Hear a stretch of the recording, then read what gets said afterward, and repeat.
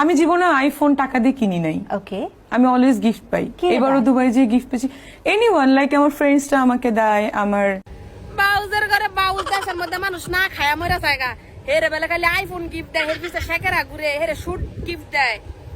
হুতিনের ঘরের হুতিনেরা মানে শরীরের দিকে চাইয়া কথা কয় না যে আমার শরীরটা কত বড় আর আমি কথাটা কই কত বড়। বাউজের ঘরের বাউজেরা মনে করেন ভালো কোনো ফ্যামিলির একটা ছেলে, মেয়ের কথা বাদ দিলাম, একটা ছেলে হইলো 20,000 টাকার একটা মোবাইল কিনতে গাম বাইরে হয়ে যায় জায়গা দিয়া, বুঝছেন?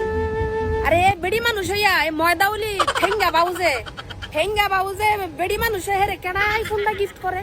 হ্যাঁ, হেরে খালি আইফোন গিফট করতে থাকে, উলেক্স ব্র্যান্ড হেরে গিফট করতে থাকে মানুষ কেন? এটার ভিতরে তো কোনো না কোনো রহস্য আছে অবশ্য।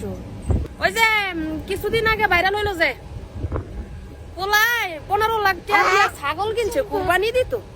এই কুরবানি দেওয়ার ছাগল 15 লাখ টাকার পিছনে পরে ঘটনাটা দেখছেন নি? কইতে কই আইছে বেশি দিন না, এটারও বাইরিব, বাউজেরও বাইরিব, ঠেঙ্গা ময়দাউলি বাউজেরও বাইরিব, বাউজে বেশি উঠতাছে।